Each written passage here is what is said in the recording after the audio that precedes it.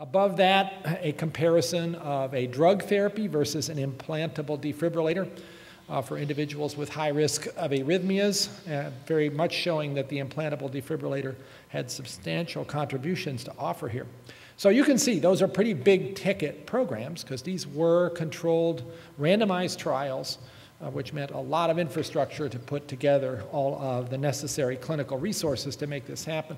Perhaps the most well-known, and also what's been now going on for some time, is the one at the top, which is this famous study on the diabetes prevention program, which basically aimed to determine for those individuals who have so-called pre-diabetes, that is, they have impaired glucose tolerance, they are likely to convert to full-blown diabetes in a 5-year period if nothing is done. What is the most effective intervention to prevent the emergence of diabetes in those individuals? So this was a comparison of lifestyle, which was exercise and diet with intensive coaching, versus metformin, a medical therapy, versus sort of standard advice that people get when they're in this situation about watching diet and exercise, but without much in the way of coaching assistance. 57 million Americans are in this category, and so this was really important to try to get answers. This involved more than 3,000 high-risk adults. And you can see from the graph and the numbers that actually placebo didn't work very well. Something like 40% of the individuals went on to convert to diabetes in a 4-year period from the start of the trial, whereas metformin reduced that, but what reduced it most was lifestyle. And the lifestyle changes were not extreme.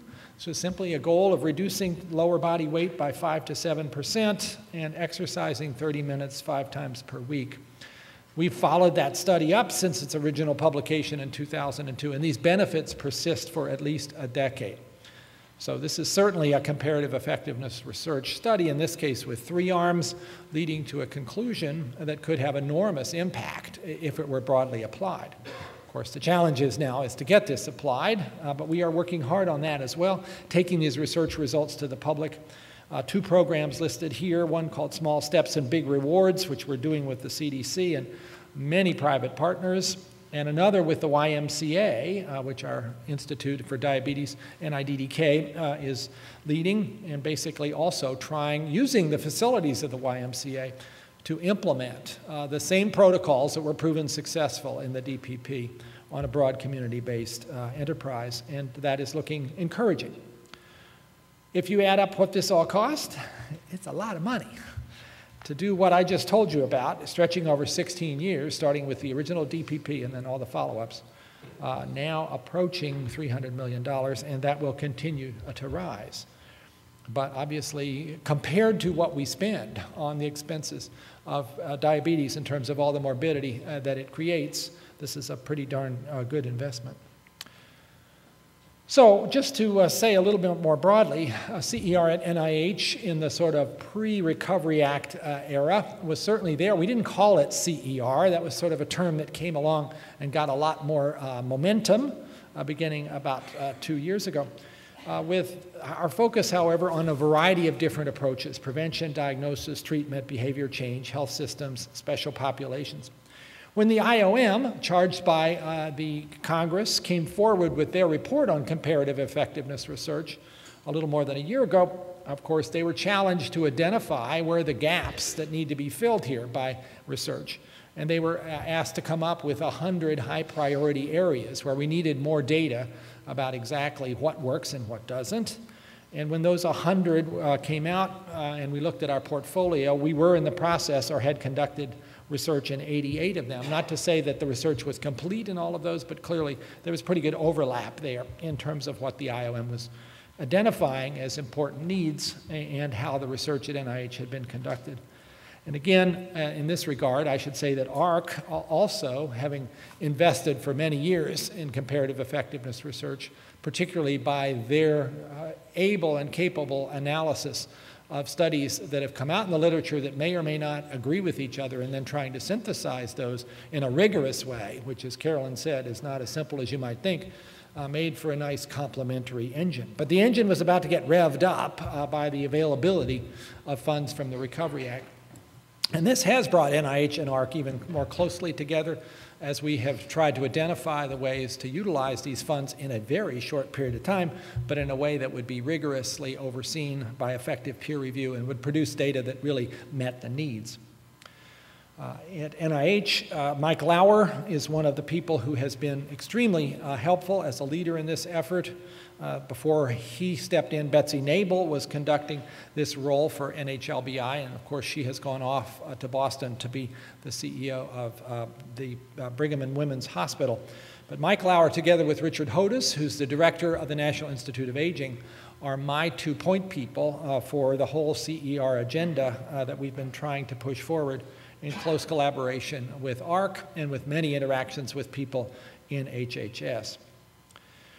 So as of July, NIH has obligated all of the $400 million that were in the Recovery Act for us to utilize. That has funded 214 CER projects. You can read about all of these on our website. This just lists 3 examples of projects that were funded through this particular source of resources.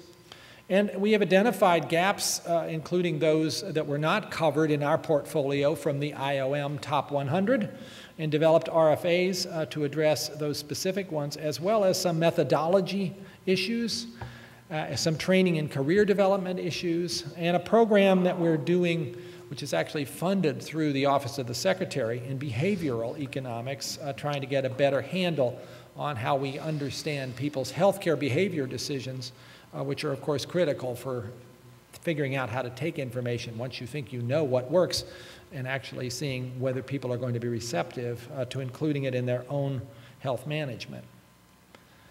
Let me just then give you some examples of the kinds of CER research that is ongoing now. Some of these funded by the Recovery Act, some of these started before that. Here is a study on childhood absence epilepsy, the most common pediatric type of a seizure disorder, and treated traditionally with one of 3 drugs, but without any really rigorous data to know which of these seems to be most effective. So clinical trial conducted with more than 450 newly diagnosed children randomly assigned to treatment. And it turns out that in this situation, ethosuximide and valproic acid scored better than lamotrigine, and ethosuximide had fewer adverse attentional effects. Useful data, which is, if incorporated into pediatric neurology practice, making some difference, we believe, in the management of this disorder.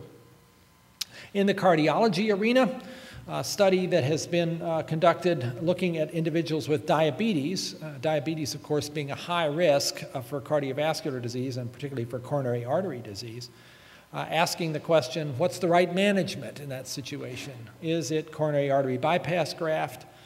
Is it percutaneous intervention by angioplasty? Is it, in fact, medical management? So PCI versus CABG versus delayed or no revascularization studied, and perhaps somewhat to surprise of some people, that revascularization can be delayed in many patients if they're getting optimal medical therapy, but not so much for those with extensive coronary disease. The details are important here, but this was, I think, a useful set of conclusions for a very common problem that did not really have clear answers.